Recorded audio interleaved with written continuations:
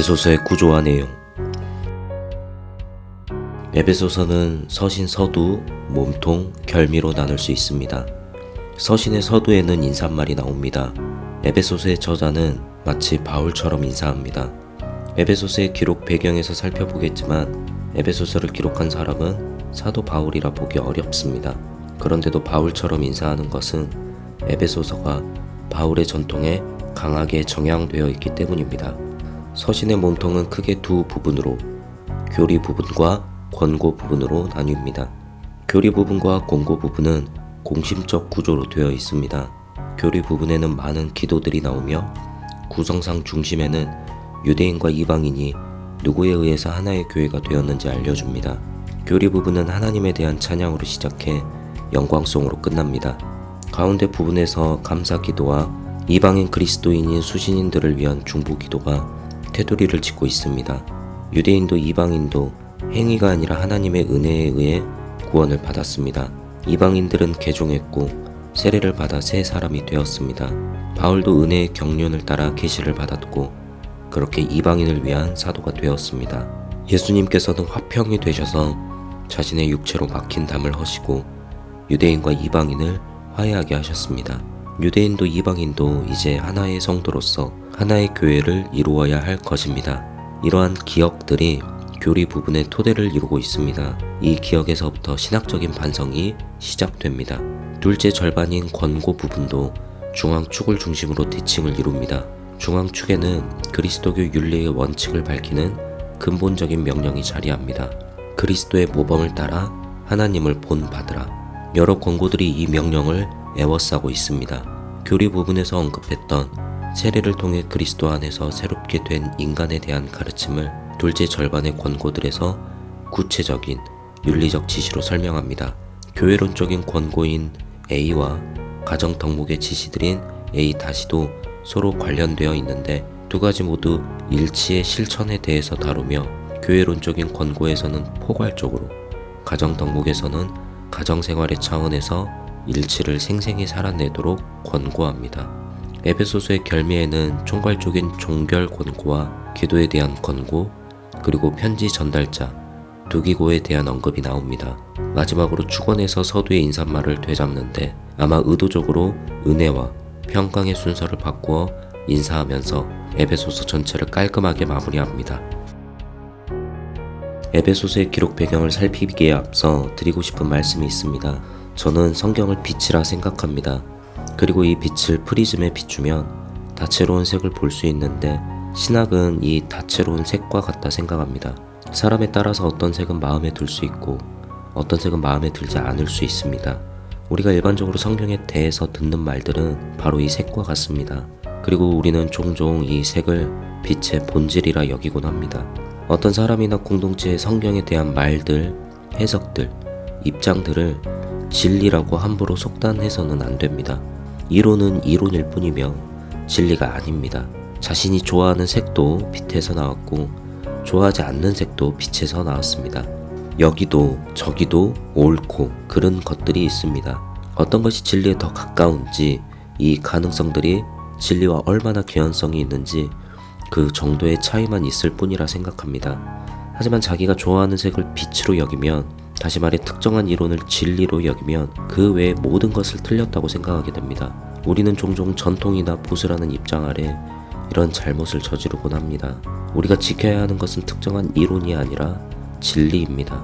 그리고 진리로 우리를 지킬 수 있어야 합니다. 이론을 많이 하는 것과 진리를 깨닫는 것은 별개의 문제입니다. 그리스도교는 이론을 많이 탐구하기만 하는 종교가 아니라 이론을 통해 진리를 배워 진리에 맞게 살아야 하는, 진리를 살아내야 하는 종교입니다. 저희가 그러한 여정에 작은 디딤돌이 될 수 있기를 바랍니다.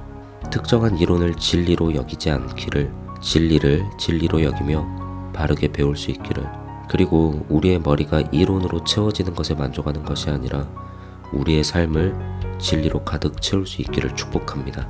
에베소서의 기록 배경. 주 60년대 70년대부터 그리스도인 공동체에 큰 변화가 생겼습니다. 바울이나 베드로 같은 초창기 사도들이 순교했고 공동체는 아직 조직화가 진행 중이었습니다. 공동체는 그리스도의 재림이 지연되는 것에 대해 어느 정도 인식하고 있었고, 이에 따라 재림 대망에 대한 의심과 더불어 이 세상에서 얼마간 살아내야 한다는 것도 인식했습니다. 공동체는 유대교의 회당에서도 분리되었고 신학적이고 사회적인 면에서 매우 불안했습니다. 공동체가 일치되기 어려웠고 제국으로부터의 박해는 이 불안을 부추겼습니다. 당시는 변혁과 새로운 정향의 상황이었습니다. 이러한 상황에 대처하기 위해 2세대, 3세대 그리스도인들은 자신들의 전통, 초창기의 전승을 되잡고 재해석해야만 했습니다. 신학적 단초들이 온전히 소화되고 변화된 상황에 맞추어 현지화되어야 했습니다. 그 수단 가운데 하나가 가상적으로 초창기의 권위자가 공동체들을 상대로 교서를 펴도록 하는 것이었습니다. 즉, 서신이라는 양식을 통해 공동체에 권위자의 말씀을 전하는 것이었습니다. 우리는 오늘날의 기준에 따라 그런 서신을 위조라고 잘못 속단하기 전에 고대인들이 차명 저작들을 어떻게 다루었는지 살펴보아야 합니다. 이 문학적 현상은 우선 학교에서 수사학을 공부할 때 사용하는 방식이었습니다. 이 방식은 학생이 저명한 위인의 역할을 맡아 특정 상황에서 그 위인이 작성했을 법한 연설이나 편지를 작성하는 것이었습니다. 이것은 학생이 그 위인의 사상과 정신을 이해하고 있는지 알아보는 효과적인 방법으로 기만이나 위조하기 위한 것과는 거리가 멀었습니다. 다른 사람의 역할을 맡아 상황을 그의 관점에서 묘사하는 것이 수사학의 한 주요한 수단이었습니다. 철학 학파들의 전통에서도 학파의 태도 이름으로 된 후대 문서들의 출간은 널리 알려져 있습니다. 제자들은 스승의 노선에 따라 계속 사유하여 전통을 속기하였고 이를 통해 전승 문학이 생겨났습니다. 차명 지필은 서신에서 특히 용이했습니다. 서신의 양식이 주요한 언설들을 전달하는데 매우 적합했기 때문입니다. 예를 들어 키니코스 학파의 차명 서신들은 주전 1세기부터 주 2세기까지 여러 사람에 의해 기록되었습니다. 학파의 태도들인 디오게네스와 크라테스에 관해 전승되어 온 이야기들과 그들에 대해 알려진 교설들을 그들의 정신을 따라 서신의 양식으로 작성했습니다. 그런 작업의 바탕에는 키니코스 학파의 삶의 이상이 사람들의 정체성을 확립시켜 준다는 것을 납득시키는데 학파 태도들의 본보기가 동시대인들에게 매우 효과적이라는 판단이 깔려 있었습니다. 또한 자기 동아리를 성실하도록 꾸준히 고무하고 또 새로운 추종자들을 얻고자 하는 구체적인 의도 역시 포함되어 있었습니다. 그들은 이러한 작업을 위조로 여기지 않았습니다. 저자들과 독자들 모두 학파의 태도들에 관한 전승과 역할 맞기를 잘 알고 있었고 이를 통해 그들은 학파의 전통 테두리 안에서 성공적인 삶의 방향에 대해 같이 고민해 이를 서신으로 작업한 것입니다. 전승의 결부, 본보기의 기능, 지식 공유라는 관점은 바울의 차명 서신들의 이해에도 중요합니다. 이러한 차명 지필에는 두 가지 근본적인 기능이 있습니다. 1. 권위의 주장, 2. 특정한 정신적 전통의 주장. 권위의 주장, 자신의 언사를 정당화하기 위해 과거의 저명한 인물들의 권위를 내세우며 이로써 구속력이 생깁니다. 이 방식은 오늘날에는 거짓 주장처럼 보이며 문제가 있다고 여겨집니다. 하지만 차명서신을 기록했던 사람은 자신이 아니라 부제자, 즉 과거의 저명한 인물을 매개하고자 한 의도가 있었음을 유념해야 합니다. 그러지 않았다면 다른 위경들처럼 전경에 포함될 수 없었을 것입니다. 또한 저자들은 이런 방식을 통해 자신이 발딛고 있는 전통의 노선을 명확하게 했으며 이를 통해 독자들에게 그 노선에 동참하도록 권면했습니다. 특정한 정신적 전통의 주장, 차명서신은 한 특정한 정신적 전통 안에 자리매김되었습니다. 2세대, 3세대 그리스도인들은 현재의 절박한 문제들에 대한 해답을 초창기의 유산에서 새로운 도전들에 직면하여 그 유산을 재해석함으로써 찾았습니다. 바울의 공동체들에서 바울의 전통은 계속 상기, 전승, 숙고되었습니다. 이 과정에서 유래하는 바울 차명 서신들은 공동체들의 전통과 생동적인 관계를 맺고 있었습니다. 사람들은 필경 구두로 전승되어 온 바울의 언설들을 재해석해 자신들에게 적용했을 것입니다. 에베소서를 차명 서신이라 생각하는 이유, 에베소서를 차명 서신이라 주장하는 근거는 다음과 같습니다. 먼저 에베소서는 지나치게 수사적이며 바울의 친서들과는 다르게 장황한 느낌을 줍니다. 예를 들어 에베소서 1장 3절부터 14절은 신약 성경에서 가장 긴 단일 문장입니다. 또한 동의어 중처, 소유격 연결, 접속사와 불변하사 비사용, 전치사 무엇 안에의 빈번한 사용 등이 있습니다. 서신의 양식에서도 에베소서는 바울의 친서들과 다릅니다. 바울의 친서들에는 수신자들과 친밀한 커뮤니케이션이 나오는데 반해 에베소서에서는 바울이 에베소서에서 3년이나 활동했음에도 나오지 않습니다. 급하게 다루어야 할 공동체의 문제나 갈등도 없습니다. 바울의 여행 계획에 대한 말도 없습니다. 또한 바울의 차명 저작임이 거의 확실한 골로새서를 문학적으로 의존합니다. 가장 중요하게는 에베소서는 바울에 관해 말할 때 자기 자신의 관점이 아니라 사도 이웃에 대해 한 관찰자의 관점에서 말합니다. 바울은 갇힌 자 된 바울, 하나님 계시의 중재자, 초대교회에서 교회의 기초로 여겨지던 사도들과 예언자들의 가장 중요한 대표자입니다. 이런 언급들에는 바울의 친서들에서 볼 수 있었던 그의 사도직에 대한 긴장과 투쟁이 보이지 않습니다. 다시 말해 이런 언급들은 바울이 죽고 난 다음 이미 바울을 사도적 전통의 보증인으로 여기는 데서 나오는 것들입니다. 그렇다면 에베소서는 누구에 의해 기록되었으며 누구에게 쓰였는가? 에베소서의 저자에 대해 두기고나 오네시모로 여기는 학자들이 있지만 확실하지는 않습니다. 에베소서를 근거로 말할 수 있는 것은 이 서신의 저자가 아마도 유대계 그리스도인에 가깝다는 것뿐입니다. 그는 이스라엘의 과거에 대해서 긍정적인 입장을 가지고 있습니다. 그리고 유대교의 전승들과 헬레니즘적 유대인 회당의 전승들에 대해서도 정통한 지식을 가지고 있는 것으로 보입니다. 아마 자연스럽게 이런 의문이 생길 수 있을 것입니다. 바울이 아닌 사람이 쓴 서신을 하나님의 말씀으로 읽을 수 있는가 하는 것입니다. 네, 하나님의 말씀으로 읽을 수 있습니다. 왜냐하면 우리가 가진 성경은 성령에 의해 영감받은 사람들을 통해 기록되었기 때문입니다. 에베소서 역시 성령에 의해 영감받은 사람을 통해 기록되었습니다. 또한 에베소서는 에베소서를 기록한 사람의 관심사를 보도하기 위해 기록된 것이 아니라 본문에서 드러나는 것처럼 바울의 관심사를 보도하고 있습니다. 그렇게 에베소서는 바울의 가르침에 대한 전통적이고 안전한 해석과 적용으로 읽을 수 있습니다. 에베소서는 누구에게 쓰였는가? 사실 신약 성경의 가장 오래된 사본들에는 에베소서 1장 1절에 에베소에 있는 이라는 말이 없고 거룩하고 신실한 자들에게 라는 표현뿐입니다. 이 서신이 에베소서로 여겨진 것은 주 2세기 말부터입니다. 그 전에 마르키오는 이 서신을 골로새서를 근거로 라오디게아서라 불렀습니다. 이 서신의 수신지가 비워져 있기 때문에 필요에 따라 수신교회의 소재지를 써 놓을 수 있는 회람서신으로 여겨지기도 했습니다. 하지만 이러한 가설들은 확인된 바 없습니다. 다른 개연성 있는 가능성은 이 서신의 수신지를 전통에 따라 에베소로 보는 것입니다.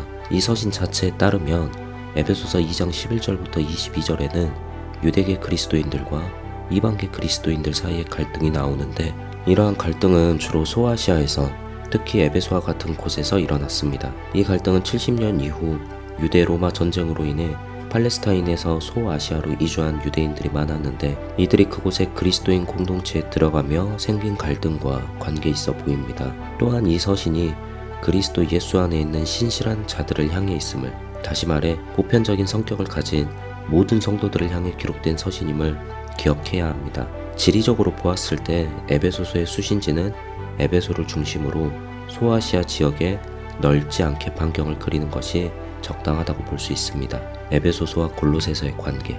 에베소서와 골로새서를 읽어보면 이 두 서신이 매우 닮아 있음을 알 수 있습니다. 한 학자에 따르면 에베소서에 나오는 2411개의 단어 중 26.5%가 골로새서와 공통적이며 골로새서의 1570개의 단어들 가운데 34%가 에베소서와 공통된다고 합니다. 에베소서의 저자는 골로새서의 많은 표현들을 그대로 빌려 썼으며 골로새서의 구조 역시 기본적으로 보존했습니다. 골로새서와 에베소서가 닮은 부분은 다음과 같습니다. 골로새서와 에베소서가 닮지 않은 부분은 다음과 같습니다. 결론적으로 에베소서의 저자는 단순히 골로새서를 베껴 쓰지는 않았습니다. 저자는 골로새서를 골자로 다양한 전성을 가지고 저자의 신학적 중요성에 따라 에베소서를 기록했습니다. 지필 동기. 당시는 세계 시민 사상의 시대였습니다. 세계 시민 사상은 사람이 개인이나 단일 국가에 속하는 것이 아니라 모든 사람이 하나의 공동체로 인식되어야 한다는 신념입니다. 이에 따라 로마 제국의 경계선 안에서 활발한 이주가 이루어졌습니다. 사람의 이주는 상업으로 확대되었고 상품과 더불어 이방적인 이념과 신들도 전파되었습니다. 사람들은 새로운 것을 쉽게 받아들이고 옛 것에 대해서는 회의적인 자세를 갖게 되었습니다. 1세기 말 소아시아의 경제적 불황이 닥쳤을 때 제국의 관료들은 척추를 일삼았고 이로 인해 빈부격차와 권력에 대한 거부감이 생겼습니다. 사람들에게 애국심은 찾아보기 힘든 것이 되었습니다. 사람들은 도시로 모여들었고 종교 역시 도시화되었습니다. 사람들은 저마다 원하는 신을 선택했습니다. 인기 있는 신은 위안과 도움을 약속하는 그런 신이었습니다. 종교 생활도 공동의 예배에서 개인적인 경건으로 바뀌었습니다. 세계 시민 사상, 개인주의, 비관주의, 애국심의 결여, 혼란스러운 종교 혼합주의가 당시의 모습이었습니다. 사람들은 현실에서 신의 무력함을 느꼈습니다. 권력은 신보다 더욱 강해 보였습니다. 그리하여 사람들은 신을 우주적인 신으로 경배하지만 단순히 정신적이고 개인적이고 피한적인 존재로 이해했습니다. 이렇게 멀리 떨어진 신은 세계를 변화시키거나 인간에게 특별하게 응답할 수 없었습니다. 이런 상황 속에서 에베소서는 성경을 바탕으로 그리스도교적인 삶의 자세와 공동체에 대한 바울의 가르침을 바울 이후의 시대의 교회에 전하고 있습니다. 에베소서 1, 2, 3장의 모든 교리적 내용은 그 자체가 목적이 아니라 서신의 나머지 절반의 윤리적 지시들의 토대를 놓는데 이바지합니다. 우리는 무엇을 해야 하는가 하는 물음은 우리는 누구인가 하는 물음에 의해 좌우됩니다.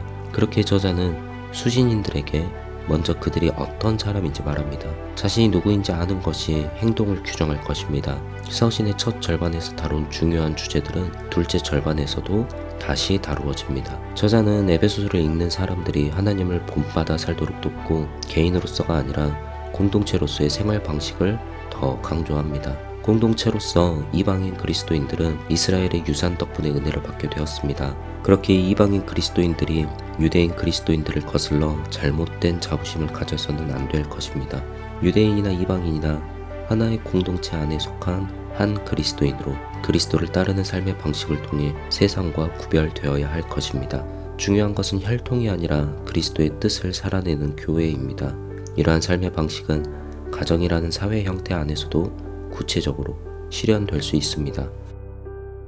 정리하자면 에베소서는 바울의 가르침을 보존하고 바르게 해석해 후대에 전달하려는 한 유대인 그리스도인에 의해 에베소를 중심으로 소아시아 지역의 공동체, 외적으로는 혼란스러운 사회 가운데 또 내적으로는 유대인 그리스도인과 이방인 그리스도인이 갈등하는 상황 속에서 그리스도교적인 삶의 자세와 공동체란 무엇인지 바울을 통해 가르쳐주기 위해 기록되었습니다. 에베소서의 메시지. 에베소서의 공동체에 대한 말은 그리스도에 대한 말 안에 포함되어 있습니다. 조금 전문적인 용어로는 그리스도론 안에 교회론이 내재되어 있습니다. 이 말을 에베소를 중심으로 소아시아 지역의 사람들에게 전하는데 당시의 사람들은 우리와는 전혀 다른 우주관을 갖고 있었습니다. 당시 사람들은 그들이 속해 있는 세상에 대해, 세상을 지배하는 신에 대해, 그리고 인간에 대해 자기들만의 방식으로 이해하고 있었습니다. 그런 사람들에게 에베소서는 그리스도와 교회에 대해 설명합니다. 그렇게 에베소서를 이해하기 위해서는 당시 사람들이 가졌던 우주관을 살펴보는 것이 좋습니다. 고대인들은 우주, 세상을 분열되어 있는 곳으로 그리고 저마다 다른 신들에 의해 지배받는 곳으로 이해합니다. 세상은 기본적으로 가장 높은 하늘, 하늘의 영역들, 땅으로 나눌 수 있으며 땅 아래에는 지하세계가 있습니다. 가장 높은 하늘은 신들의 영역이며 하늘의 영역들은 공중을 다스리는 지배자들의 영역입니다. 땅은 인간이 딛고 살아가는 공간이며 그 아래 지하세계는 죽은 자들의 영혼이 머무릅니다. 고대인들에게는 신도 정말 많았습니다. 우리가 익히 아는 고대 그리스 로마 신화에서 보는 수많은 신들이 이에 해당합니다. 이 신들은 저마다의 방식으로 인간에게 영향을 미칩니다. 특별히 당시에는 황제 숭배가, 황제를 신처럼 또는 신의 대리자처럼 숭배하는 것이 융성했습니다. 또한 인간에 대한 이해도 지금의 우리와는 사뭇 다릅니다. 우리가 바울의 인간론에서 살펴보았던 고대인들은 인간을 부분적으로 이해합니다. 세상 사람들은 창조주 하나님에 대해서 모르고 이 세상에 담긴 하나님의 질서도 파악하지 못합니다. 사람들은 이 세상을 수많은 세력들이 지배하고 있다고 생각합니다. 에베소서는 이런 세속적인 우주관에 성경적인 우주관을 비춰주며 그 속에서 그리스도께서 어떤 분이신지 다시 알려줍니다. 만물은 하나님에 의해 창조되었습니다. 이 세상은 겉으로 보이는 것처럼 혼란스러운 것이 아니라 하나님의 계획 가운데 있습니다. 하늘에 있는 통치자들과 권세들도 하나님께 종속되어 있습니다. 교회는 이들을 두려워할 것이 아니라 이들에게 하나님의 지혜를 알려주어야 할 것입니다. 그리스도께서는 먼저 이 분열된 세상을 하나로 통일되게 하는 분이십니다. 하나님께서는 그리스도를 죽은 자들 가운데서 다시 살리시고 자기의 오른편에 앉히셨으며 모든 통치자들과 권세자들과 능력과 주권과 세상 위에 놓으셨고 만물을 그의 발 아래에 복종하게 하시고 그를 만물 위에 교회의 머리로 삼으셔서 지배하게 하셨습니다. 교회는 그리스도의 몸으로 만물을 충만하게 하시는 분의 계획이 교회 안에서 완전히 이루어집니다. 이렇게 에베소서는 그리스도에 대한 말을 통해 공동체가 무엇인지를 가르쳐 줍니다. 특별히 공동체는 그리스도 안에 머물러야 합니다. 그리스도 안에서 모든 권세와 권력들 위에 계신 그리스도로 인하여 더 이상 이 세상을 두려워하지 않게 됩니다. 만물을 통일되게 하신 그리스도 안에서 개인주의적으로 살던 사람들이 평안에 매는 줄로 연결되어 섬기게 될 것입니다.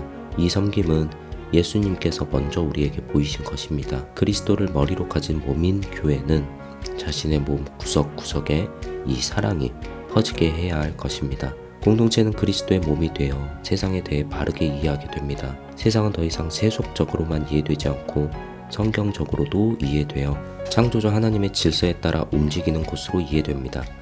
권세들과 권력들이 가진 힘과 능력은 다 하나님께 속한 것입니다. 하나님은 무력한 신이 아니라 은혜의 풍성함을 이미 우리에게 나누어 주신 분입니다. 에베소서는 이렇게 말합니다. 우리는 하나님의 작품입니다. 우리는 선행을 하도록 그리스도 예수님 안에서 창조되었습니다. 하나님께서는 우리가 선행을 하며 살아가도록 그 선행을 미리 준비하셨습니다. 그리스도 안에서 자기가 누구인지 깨닫게 된 사람은 이제 자신이 무슨 일을 해야 하는지도 깨닫습니다. 즉 그리스도 안에서 일으켜진 사람들은 선행의 실천을 삶의 목표로 삼아야 합니다. 먼저는 가정 안에서부터 남편이 아내에게, 부모가 자식에게, 주인이 노예에게 선행을 실천해야 하며 공동체 전체까지 실천해야 합니다. 원칙은 정해져 있습니다. 그리스도를 경외하는 마음으로 서로 순종하는 것입니다.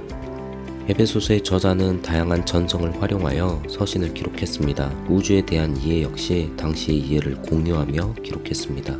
여기에는 세속적인 부분과 성경적인 부분이 있습니다. 우주에 대한 세속적이고 일반적인 이해에 성경적이고 신학적인 이해가 더해져 빛을 비추어 줍니다. 여기엔 세상이나 세상 지식에 대한 무시 같은 것은 없습니다. 에베소서는 성도에게 권세자들과 권력자들을 두려워하거나 세상을 무시하고 세상에서 도망치라고 하지 않습니다. 오히려 세상 속에서 하나님의 형상으로서 새롭게 지음받은 자신을 깨닫고 선행을 실천하도록 권면합니다. 에베소서를 통해 세상을 무시하거나 세상에서 도망치지 않고 품을 수 있기를, 그 사랑을 가정 안에서부터 시작해 나의 가장 가까운 사람부터 사랑할 수 있기를, 그리고 공동체 전체까지 넓혀갈 수 있기를 바랍니다.